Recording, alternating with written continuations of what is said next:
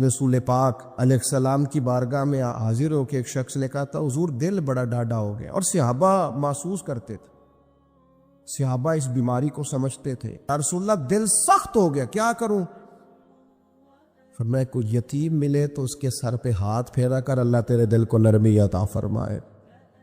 یتیموں کے سروں پہ ہاتھ رکھا، قلب نرم ہوگا، دل نرم ہو۔ دیکھیں اللہ تعالیٰ نے حضور کو حوصلے کا پہاڑ بنایا۔ نبی پاک علیہ السلام فرماتے ہیں سب سے زیادہ مشکلات مجھ پہ آئی، لیکن جو رقت تھی نا حضور کی طبیعت میں، جو نرمی تھی، وہ اتنی انوکھی تھی۔ حضرت زید بن حارثہ رضی اللہ تعالیٰ عنہ شہید ہو گئے جنگ موطا میں۔ نبی کریم علیہ السلام ان کے گھر آئے، حضور صبر کا درس دینے والے، 500 کے قریب کم و بیش احادیث و آثار آپ کو ملیں گے صبر کے عنوان پر، 100 کے لگ بھگ آیات ملیں گے، حضور صبر کا درس دینے والے۔ لیکن کریم ان کے گھر گئے، ان کی بیٹی سرکار کے سامنے حاضر ہوئی تو بیٹی باپ کی یاد میں رو پڑی۔ حضرت سعد بن عبادہ کہتے میں بھی حاضر تھا، بیٹی روئی تو حضور بھی رو پڑی۔ میں نے عرض کی حضور آپ بھی روتے ہیں، یہ آنسو آپ کے بھی نکل آئے؟ حضور فرمانے لگے یہ ایک محبت کرنے والے کے لیے اظہار محبت ہے۔ یہ جو آنسوؤں کا نکل آنا، یہ جو دل کا نہ، بلکہ حضرت سعد بن عبادہ ایک دفعہ بیمار ہو گئے تھے، تو نبی کریم ان کو بیماری میں دیکھنے گئے تو ان کو بیمار دیکھ کے حضور رو پڑے۔ یار یہ حالت ہو گئی ہے اس کی، یہ نرم دلی نبی کریم کی، رقت قلبی، حضور کے قلب اطہر پر جو نرمی ہے، سخت نہ ہو، ڈاڈی زندگی نہ گزارو۔ اشداء علی الکفار، کافر کے لیے سخت ہو، تو حماؤ بینہم، آپس میں تو مہربان رہ کے وقت گزارنا۔ اپنے دل سے پوچھو، بڑے ٹیسٹ کراتے ہو، بڑی ایکو کراتے ہو اور بڑے کچھ کراتے پھرتے ہو، کبھی کبھی یہ بھی دیکھا کرو ڈاڈا کتنا ہو گیا ہے، معاف کیوں نہیں کرتا، اسے پیار کیوں نہیں آتا، اسے رونا کیوں نہیں آتا، اس میں درد کیوں نہیں پیدا ہوتا۔ یہ بھی تھوڑا سا دیکھا کرو کہ اس کا معیار اس حوالے سے اتنا سخت کیوں ہو گیا ہے، اس میں نرمی نہیں آتی، کسی کے لیے تڑپتا ہی نہیں، وہ بھی کوئی دل ہے کہ دل ہو اور تڑپ ہی نہ ہو۔ اپنی طبیعت پر غور کریں، مزاجن سخت نہ بنے، تلخ نہ بنے، کسی کے بارے میں بھی سوچیں، کسی اور کا بھی احساس کریں، کسی اور کے بارے میں بھی غور کریں۔ آپ کا دل کسی کے لیے بھی دھڑکنا چاہیے، اپنی ذات سے شروع ہو کے اور اپنی ہی ذات پر چیزوں کو ختم کر لینا، یہ کیا دانش مندی ہے؟ میرا رب فرماتا ہے ان الذین یخشون ربہم بالغیب، وہ لوگ جو اپنے رب سے ڈرتے ہیں پر بن دیکھے ہی ڈرتے ہیں۔ ان الذین یخشون ربہم بالغیب لہم مغفرۃ واجر کبیر، قربان جائیں۔ فرمایا بے شک وہ لوگ جو اپنے رب سے بغیر دیکھے ڈرتے ہیں، اللہ تعالیٰ نے ان کے لیے بخشش بھی رکھی ہے اور بہت بڑا اجر تیار کیا ہوا ہے۔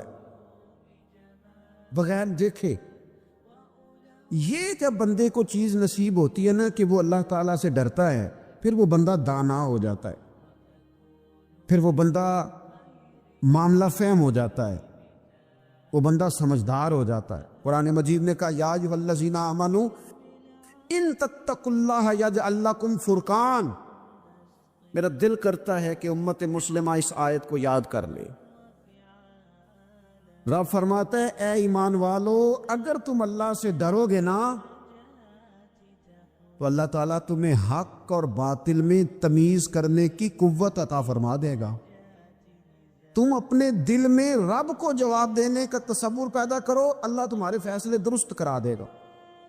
اور میرے نبی پاک صلی اللہ تعالیٰ علیہ وسلم نے فرمایا یہ جو اللہ کا خوف ہے نا، یہ حکمت کی بنیاد ہے، یہ دانائی کی بنیاد اللہ کا خوف ہے، یہ بنیاد ہے، اس کی وجہ سے لوگ دانا ہوتے ہیں۔ اگر وہ رب کریم سے ڈرنے لگے تو اللہ انہیں بصیرت کی روشنی دے گا۔ کیوں فیصلے درست تھے سارے سیدنا صدیق اکبر کے؟ اس لیے درست تھے کہ ان کے دلوں میں رب کا خوف موجود تھا۔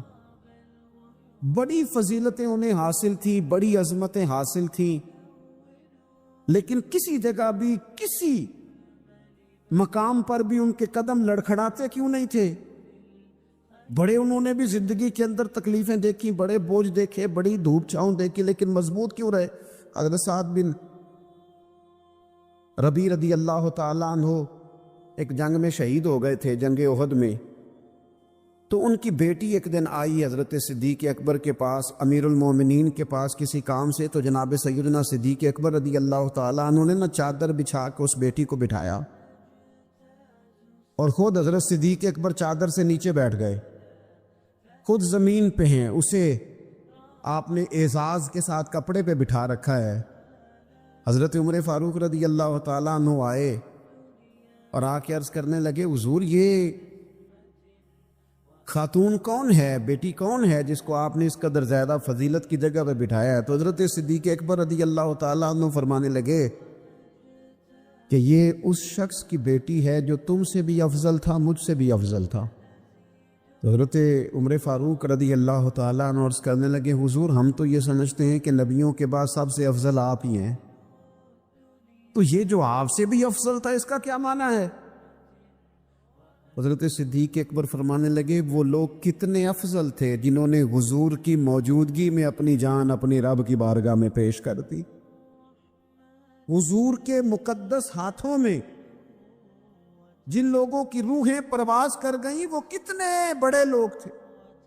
میری بات کو سمجھیے گا کہ ان لوگوں کے دلوں میں وہ جو عاجزی تھی، وہ جو اللہ تبارک و تعالیٰ کی معرفت تھی، اس نے کس طرح کا بنا دیا۔ ہمارے ہاں یہ مسئلہ بن گیا ہے کہ ہم ہر ایک سے ڈر رہے ہیں، ہر ایک سے، برادری سے، قبیلے سے، داماد سے، بہو سے، فلانے سے، فلانے سے۔ میں نے دیکھا بڑے بڑے لوگ ڈرتے ہیں۔ آپ اگر ناراض نہ ہوں تو بعض والدین ہیں جو اولاد سے ڈرتے ہیں۔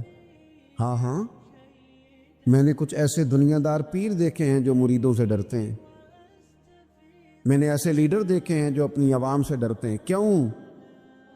اس لیے کہ میرے نبی پاک علیہ السلام نے فرمایا جو رب سے نہ ڈرے پھر وہ سب سے ڈرتا ہے، اور فرمایا جو رب سے ڈر جائے اللہ مخلوق کا خوف اس کے دل سے نکال دیا کرتا ہے۔ یہ رب سے نہیں ڈرا تو یہ سب سے ڈرا ہے، اگر رب سے ڈرتا تو کسی سے نہ ڈرتا۔ اور حضور فرماتے ہیں دو خوف اللہ جمع نہیں کرے گا۔ تم اگر بے خوف زندگی گزارنا چاہتے ہو نا دنیا میں تو ایک خوف پیدا کر لو، وہ رب کا خوف ہے، بے خوف ہو جاؤ۔ اور اگر تم یہ خوف پیدا نہیں کرتے پھر تو سائے سے ڈرو گے، پھر سانپ سے نہیں رسیوں سے ڈرو گے، پھر تو جگہ جگہ تمہیں کمزور کر دیا جائے گا، پھر تو لوگ ہر وقت تمہیں بھگائیں گے، ڈرائیں گے۔ ایک خوف پیدا کر لو اللہ کا، پھر دوسرا کوئی خوف قریب نہیں آئے گا۔ اور ایک معنی میں اور کہا اللہ دو خوف جمع نہیں کرے گا۔ حضور فرماتے ہیں تو دنیا میں رب سے ڈر جانا، رب تجھے آخرت میں نہیں ڈرائے گا۔ وہ جو اللہ کے ولیوں کے بارے میں کہا لا خوف علیہم ولا هم یحزنون، کیا معنی ہے؟ دنیا میں انہیں صرف اللہ کا خوف تھا، باقی کسی کا خوف نہیں تھا۔ حضور فرماتے ہیں تو دنیا میں رب سے ڈر جا، قیامت میں تجھے نہیں ڈرائے گا، اور اگر تو دنیا میں نہیں نہ ڈرے گا پھر تو قیامت میں ڈرایا جائے گا۔ اللہ تبارک و تعالیٰ کی خوف، یہ جو روزہ ہے نا، یہ اس معرفت کو بڑا پکا کرتا ہے۔ گھر میں کوئی بندہ موجود نہیں، باورچی خانے میں بہترین کھانا مرضی کا پڑا ہے، فریزر پھلوں سے بھرا ہوا ہے، ہر چیز موجود ہے، اور بھوک بھی پوری شدت کی ہے، پیاس بھی پوری لگی ہے، اور چل نہ تو کھا لینا، اور تیرے جائز پیسوں کا ہے، کھا لے۔ کیوں نہیں کھاتا؟ اس لیے نہیں کھاتا کہ میرا رب مجھے دیکھ رہا ہے۔ اللہ کرے روزے دارو یہ پریکٹس ہو جائے کہ جب تو اپنا جائز مال اس لیے نہیں کھاتا کہ رب نے روکا ہے اور وہ دیکھ رہا ہے نہیں کھانا، پھر تو کسی کا ناجائز مال کیسے کھا سکتا ہے؟ رب نے تجھے روکا بھی ہے اور رب تجھے دیکھ بھی رہا ہے، پھر تو غیر کا کیسے کھا سکتا ہے؟ جب تو اپنا جائز نہیں کھاتا کہ اللہ دیکھ رہا ہے تو دوسروں کا ناجائز اور حرام کیسے کھائے گا حالانکہ اللہ دیکھ رہا ہے؟ اگر یہ تصور دل میں پیدا ہو جائے، یہ ذوق اگر کسی بندے کو نصیب ہو جائے تو پھر پتہ کیا ہوتا ہے؟ پھر بندہ عالم ہو جاتا ہے۔ حضور علیہ الصلوۃ والسلام نے ارشاد فرمایا اگر تم اللہ تعالیٰ سے اس طرح ڈرو نا جس طرح ڈرنے کا حق ہے، تو تم ایسا علم جان لو گو کہ جہالت ہی ساری ختم ہو جائے گی۔ خوف خدا اگر پیدا ہو گیا تو اللہ تعالیٰ تمہیں علم بھی عطا کر دے گا، تمہیں معرفت کا نور ملے گا۔ یہ ہے وہ علم لدنی جو انسان کو پھر اللہ کی عطا سے مل جاتا ہے۔ فرمایا اگر اللہ سے ڈرو گے تو رب ایسا علم تمہیں دے گا کہ جہالت ختم ہو جائے گی۔ اور نبی اکرم صلی اللہ تعالی علیہ وسلم نے فرمایا اگر تم اپنے رب کو کما حقہ پہچان کر دعا مانگو گے نا تو تمہاری دعاؤں سے پہاڑ بھی ہل جایا کریں گے۔ لیکن یہ دو چیزیں پیدا کرو، ایک تو اللہ کا خوف تمہارے دل میں آئے اور دوسرا معرفت الہی کا شوق پیدا ہو۔ اگر طبیعت کے اندر یہ چیزیں پیدا ہو جائیں، خوف خدا نصیب ہو جائے اور صحیح معنوں میں نصیب ہو۔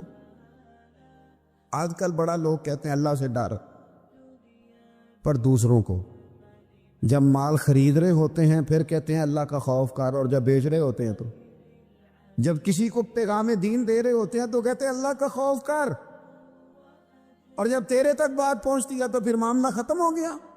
میں ذمہ داری سے کہتا ہوں یہ جو کچھ ہمارے ہاں ہوتا ہے نا، عوام سے ڈر کے، عالمی میڈیا سے ڈر کے، قوم سے ڈر کے، اس سے آدھے کام بھی اگر رب سے ڈر کے کرے تو قوم کا بھی بھلا ہو جائے گا، لوگوں کا بھی نفع ہو جائے گا۔ اگر آدھا کام بھی ڈر کے کیا جائے، کچھ تھوڑا سا اپنے دل میں خشیت، اللہ کا خوف، جن لوگوں کا یہ تصور بن گیا تھا نا کہ رب کے سامنے کھڑے ہونا ہے، منہ دکھانا ہے مالک کو، جن کا یہ تصور بن گیا تھا بچ گئے تھے۔ ہم دنیا میں جینے کے لیے سارا کچھ کرتے ہیں، رب رسول کو منہ دکھانے کے لیے نہیں کرتے۔ جن کا یہ تصور بن جاتا ہے نا تو رب کہتا ہے وَلِمَنْ خَافَ مَقَامَ رَبِّهِ جَنَّتَانِ، فرمایا جو میرے سامنے کھڑے ہونے سے ڈرے گا میں اسے 2 جنتیں عطا کروں گا۔ وہ سمجھ گئے، اس کے لیے 2 جنتیں ہو جائیں گی۔ نبی پاک علیہ السلام نے فرمایا تیری آنکھ سے اگر اتنا آنسو نکل گیا نا اللہ کے خوف سے، جتنا مکھی اور مچھر کا پار ہوتا ہے، بڑا روتے ہیں لوگ، میں نے روتے دیکھے ہیں، دولت کے لیے، دنیا کے لیے، دوستوں کی بے وفائی پر، اپنے بچوں کی نافرمانی پر، پیسے نہیں ہیں تو رو پڑے، فلانے نے مجھے تنگ کیا تو رو پڑے۔ لوگوں کے لیے روتے ہیں، انسانوں کے لیے روتے ہیں، رب کے لیے رو کے دیکھ کتنا رونا ہے۔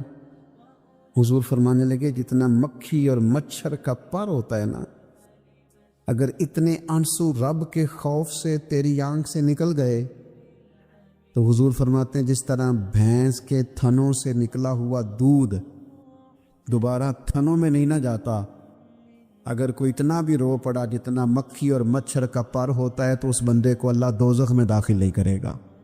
شرط کیا ہے؟ اللہ کے خوف سے، رب کے خالصتاً اللہ کے خوف سے۔ اور تھا لوگوں کو اللہ کا خوف، رب کے سامنے کھڑا ہونا ہے تو ڈرتے تھے۔ حضرت عمر کا جب آخری وقت آیا تھا تو اپنے بیٹے سے کہا تھا مجھے اٹھا کے زمین پہ رکھ دو، میں اپنی پیشانی زمین پہ رکھ کے اپنے رب سے معافی مانگوں۔ حضرت عثمان غنی جیسے لوگ جب قبر کو دیکھ لیتے تھے تو پھر تڑپ کے ان کی ساری داڑھی آنسوؤں سے بھر جاتی۔ حضرت مولا علی شیر خدا رضی اللہ تعالیٰ عنہ نماز کی نیت باندھنے لگتے تو وجود کانپتا، راشا طاری ہو جاتا۔ علی آپ تو شیر ہیں میدانوں کے، ہزاروں لاکھوں تلواروں کے بیچ کبھی نہیں لڑکھڑائے، لیکن یہاں رب کی بارگاہ میں آتے کانپ کیوں گئے؟ تو فرمانے لگے تمہیں پتہ نہیں کس کی بارگاہ میں حاضر ہونے لگا ہوں؟ اس سے ڈر آتا ہے، مالک کے حضور آ گیا، ڈر آتا، ڈرتے تھے۔ میرے نبی پاک علیہ السلام نے فرمایا اللہ کا خوف یہ دانائی ہے، یہ حکمت ہے۔ اور صحیح بخاری میں لفظ ہیں، نبی پاک صلی اللہ تعالیٰ علیہ وسلم نے فرمایا ایک شخص تھا، بخاری مسلم میں موجود ہے، ایک بندہ تھا، اسے نہ بڑا ڈر آتا تھا، کہ رب جب سوال پوچھے گا تو میں نے کیا جواب دینے ہیں. اور ہمیں ہمارے نبی پاک علیہ السلام نے فرمایا بھی ہے، حضور نے فرمایا رب تم سے 5 سوال پوچھے گا قیامت کے دن اپنے سامنے کھڑا کر کے. ساری تیاری لائق بچے بھی جب کر لیتے ہیں پیپر دینے کی، ذہین بچے ساری تیاری کر کے تو کمرہ امتحان میں جاتے ہوئے پھر بھی ڈرتے اور کہتے حضرت صاحب دعا کرنا میرا پیپر ہے. بچہ لائق بھی ہے، محنتی بھی ہے، تیاری بھی، لیکن ڈر آتا ہے. ڈر آتا تھا جب پیپر سٹارٹ ہوتے تھے تو کئی قسم کی ایکٹیویٹیز چھوڑ دی جاتی تھی، کھیل چھوڑ دیے جاتے تھے. میں نے دیکھا ہے بچے نمازیں شروع کر دیتے تھے. ڈر آتا ہے کہیں پیپر میں کمی نہ کوئی رہ جائے. دنیا کے پیپر کے بارے میں یہ معاملہ ہے، اور جب صبح قیامت سوال جواب کیے جائیں. حضور فرماتے 5 سوال رب پوچھے گا تم سے قیامت میں. سب سے پہلی بات، میں نے تمہیں عمر دی تھی، کہاں گزاری تم نے؟ ضائع کر دیا ٹائم سارا، ادھر ادھر بھاگتے آتے جاتے مال کماتے. اور پھر عمر میں ایک بہترین حصہ جوانی ہے. حضور فرماتے ایک سوال یہ ہوگا، دوسرا جوانی کہاں گزاری؟ اور تیسرا سوال پوچھا جائے گا، بتاؤ مال کہاں سے کمایا، ذرائع کیا تھے، جائز طریقہ اختیار کیا کہ ناجائز؟ اور چوتھا سوال یہ ہوگا، یہ بتاؤ تم نے خرچ کہاں کیا؟ اللہ نے اپنے فضل سے دیے تھے پیسے، تم نے ناجائز جگہ پہ تو نہیں لگا دیے؟ اور پانچواں سوال یہ ہوگا کہ جو تمہیں پتہ تھا، جو تم جانتے تھے، جس کا تمہیں علم تھا، جس کا تمہیں شعور تھا، بتاؤ تم نے اپنے علم پر عمل کتنا کیا؟ میرے عزیز، یہ 5 سوال نبی پاک علیہ السلام فرماتے ہیں. ایک بندہ تھا جو بڑا ڈرتا تھا رب کی بارگاہ میں کھڑا ہونے سے. اتنا ڈرتا تھا کہ خوف طاری ہو گیا، اس پر خشیت پیدا ہو گئی.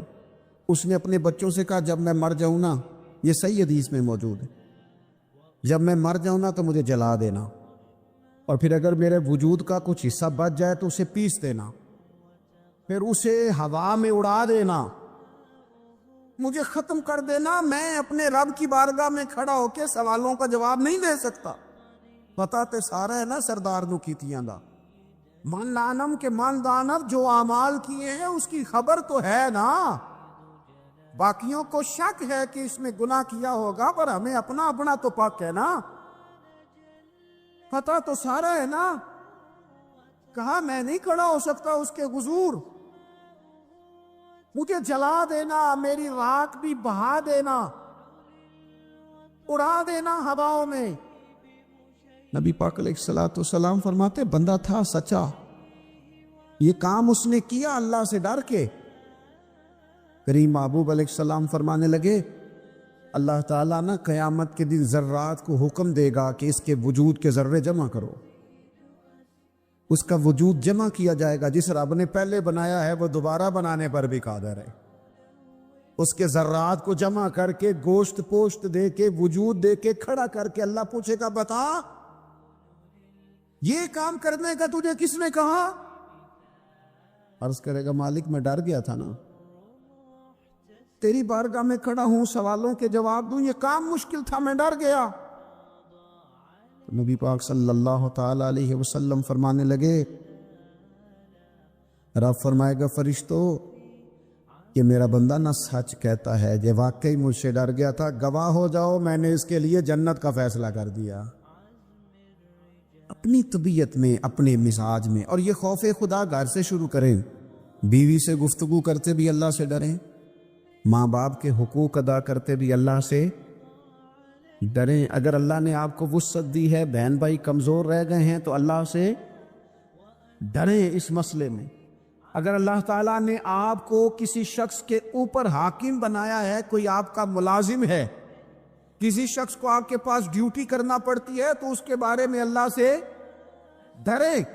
میرے نبی پاک علیہ السلام نے اپنے ظاہری وصال کے وقت جو وصیتیں فرمائی تھی، فرمایا تھا عورتوں کے بارے میں رب سے ڈرنا، اپنے غلاموں کے بارے میں، ملازمین کے بارے میں رب سے ڈرنا. اور آپ کے پاس میرے پاس جو امانتیں ہیں ان امانتوں کے بارے میں رب سے ڈرے.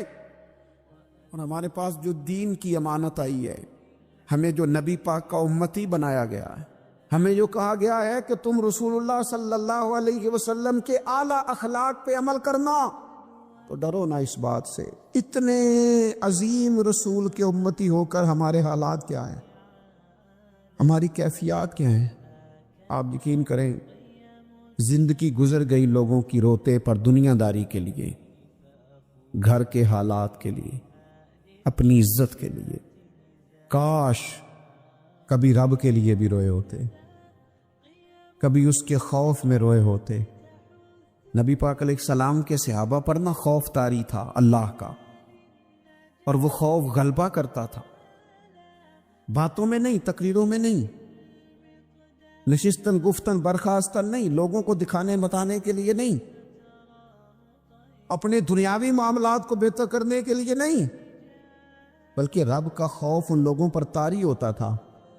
اللہ کے محبوب علیہ السلام نے نا آیہ مقدسہ تلاوت کی، یا ایھا الذین آمنوا قوا انفسکم واہلیکم نارا وقودھا الناس والحجارہ. اے ایمان والو، خود بھی دوزخ کی آگ سے بچو اور اپنے گھر والوں کو بھی بچاؤ، اور اس آگ سے بچو جس کا ایندھن آدمی اور پتھر ہیں. تو ایک نوجوان صحابی نے سنا تو وہ ڈر گئے، کانپ گئے، اتنا ڈرے کہ کانپ کر بے ہوش ہو گئے قرآن پاک سن کر. حضور علیہ السلام نے ان کے دل پر ہاتھ رکھا تو دل دھڑک رہا تھا. حضور فرمانے لگے، پڑھنا کلمہ لا الہ الا اللہ محمد الرسول اللہ صلی اللہ تعالی علیہ وسلم. صحابہ نے عرض کی، یا رسول اللہ صلی اللہ علیہ وسلم جی ہم سے سبقت لے گیا. حضور فرمانے لگے، یہ رب سے ڈرا ہے، رب نے اس کے لیے جنت کا فیصلہ فرما دیا. جب انسان کبھی رو پڑے نا اللہ، میں آپ سے عرض کروں، رونا بھی بڑا ضروری ہے. قرآن کہتا ہے فَلْيَضْحَكُوا قَلِيلًا وَلْيَبْكُوا كَثِيرًا. زیادہ رویا کرو، تھوڑا سا کرو. زیادہ ہنسنے سے دل مردہ ہوتے ہیں، تھوڑا سا نا. انسان جب اپنے علم پر بھروسہ کرنے لگتا ہے، یا اپنی عقل پر بھروسہ کرنے لگتا ہے، یا اپنے تعلقات پر بھروسہ کرنے لگتا ہے، یا اپنی دولت پر، مال پر، صحت پر، تو ایک بہت بڑے دھوکے کا شکار ہو جاتا ہے. اور انسان جب انسانوں پر بھروسہ کرنے لگتا ہے تو پھر اللہ تعالیٰ اسے بعض اوقات انسانوں کے سپرد کر دیتا ہے، انسانوں کے سپرد. اور بہت سارے ایسے لوگ بھی ہوتے ہیں جو رب کریم کو بھولتے ہیں، اور وہ اپنی ساری توجہ انسانوں کی طرف، دنیا کی طرف، دنیا داروں کی طرف کر لیتے ہیں. تو اللہ تعالیٰ فرماتا ہے پھر میں انہیں یہ سزا دیتا ہوں کہ وہ مجھے بھولنے نکلے تھے تو میں نے انہیں ان کا اپنا آپ بھی بھلا دیا، اپنا آپ بھی. سورہ حشر کو دیکھیے گا، فرمایا وَلَا تَكُونُوا كَالَّذِينَ نَسُوا اللَّهَ فَأَنسَاهُمْ أَنفُسَهُمْ. ان لوگوں کی طرح نہ ہو جانا جنہوں نے اللہ کو بھلا دیا تو اللہ نے پھر انہیں ان کا اپنا آپ بھی بھلا دیا. انہیں اپنی بھی ہوش نہیں رہی، وہ ایسے مسائل میں گھر گئے، وہ ایسی آزمائشوں میں الجھ گئے، وہ ایسی دنیا داری کے اندر الجھے کہ انہیں اپنا بھی پتہ نہ چلا. اب تو ڈھونڈتا پھرتا ہوں اے اقبال اپنے ہی آپ کو، اب تو ڈھونڈتا پھرتا ہوں اے اقبال اپنے آپ کو، آپ ہی گویا مسافر، آپ ہی منزل ہوں میں. جب انسان خدا فراموش ہوتا ہے تو خود فراموش ہو جاتا ہے. ہمارا بڑے زمانے سے تکیہ ہے، کبھی امریکہ پر، کبھی یورپ پر، کبھی برطانیہ پر، کبھی مالداروں پر، کبھی اسلحے والوں پر. اس کا نقصان یہ ہوا کہ اپنا کوئی وجود نہیں رہا، اپنا کوئی نظریہ نہیں رہا، اپنی کوئی سوچ نہیں رہی. ایسے محسوس ہوتا ہے کہ کوئی منشور نہیں، کوئی دستور نہیں، لگام منہ میں ہے اور اس کا سرا کسی کے ہاتھ میں ہے، وہ جدھر چاہتا ہے ہمیں گھما لیتا ہے. اللہ فرماتے ہیں یوں نہ ہو جانا کہ تم رب کو بھلا دو اور پھر تمہیں اپنا آپ بھی بھول جائے. اولئک ھم الفاسقون. فرمایا یہ وہ لوگ ہیں جو نافرمان ہیں اللہ کے، یہ نافرمان ہے. جب یہ نظریہ بن گیا، جب یہ ذہن بن گیا کہ پیدا اللہ نے کیا ہے، دینا اللہ نے ہے، عطا کرنے والا اللہ ہے، نوازنے والا اللہ۔ تو پھر ساری توجہ دنیا داروں کی طرف رکھنا، میں اللہ والوں کی طرف توجہ رکھنے کا قائل ہوں، میں وہ سمجھتا ہوں، ہم اس چیز کے قائل ہیں، لیکن وہ بھی کوئی آستانہ ہے کہ جہاں حق مرشد کا نعرہ تو بڑا لگے پر رب کا نام ہی نہ سننے کو ملے۔ یہ بھی کوئی بات ہوئی کہ جہاں یہ تو نعرہ زور سے لگے کہ جیوے جیوے مرشد جیوے، لیکن استغفار کا درس ہی نہ ملے، یا ہر وقت یہ بتایا جائے کہ یہاں آ گئے تو بچ گئے۔ کیسے بچیں گے؟ میرے رسول پاک علیہ السلام کا دروازہ سب سے بڑا دروازہ ہے، حضور کا دروازہ سب سے بڑا دروازہ ہے، لیکن میرے دوستو یاد رکھنا، نبی پاک علیہ السلام نے بھی لوگوں کو جب رستہ دکھایا ہے تو رب کریم کا رستہ دکھایا ہے، اللہ کا رستہ دکھایا، اللہ کریم کا رستہ دکھایا، لوگوں کو رب کی طرف توجہ کرائی۔ میرے رسول کریم سید عالم صلی اللہ تعالی علیہ وسلم نے لوگوں کی اللہ کی جانب توجہ کرائی اور لوگوں سے یہ کہا کہ وہ اپنے رب کریم کی جانب اپنا ذہن رکھیں، اپنی توجہ اپنے اللہ کی جانب مبذول کریں۔ میری بات کو اچھے طریقے سے سمجھیے گا، علم اللہ تبارک و تعالی عطا کرتا ہے تو اسے اللہ کی عطا ہی سمجھنا چاہیے۔ کچھ لوگوں کے پاس علم ہوتا ہے پر علم نافع نہیں ہوتا، وہ ٹامک ٹوئیاں مارتے رہتے ہیں ساری زندگی۔ علم کو اللہ کی عطا سمجھیں، اپنی عقل پر اپنے شعور پر زیادہ بھروسہ نہ سمجھیں، نظر اللہ پہ رکھیں۔ حضرت مولا علی شیر خدا کرم اللہ تعالی وجہہ الکریم سے کسی نے پوچھا تھا بڑا عالم کون ہوتا ہے؟ ہمارے ہاں تو اب وہ والے عالم پائے جاتے ہیں نا، اللہ ماشاءاللہ، جو ممبر پہ بیٹھتے ہیں تو دعوے ہی دعوے ہیں، ممبر پہ بیٹھتے ہیں تو دعوے ہی دعوے ہیں، اس طرح کے عالم ہمارے ہاں پائے جاتے ہیں۔ وہ ہر بات میں دعویٰ کرتے ہیں، میں یہ کر دوں گا، میں وہ کر دوں گا۔ یہ مزاج علماء کا نہیں۔ حضرت علی المرتضیٰ سے کسی نے پوچھا بڑا عالم کون ہوتا ہے؟ فرمایا بڑا عالم وہ ہوتا ہے کہ جسے مسئلے کا پتہ نہ ہو تو وہ کہہ دے مجھے نہیں پتہ۔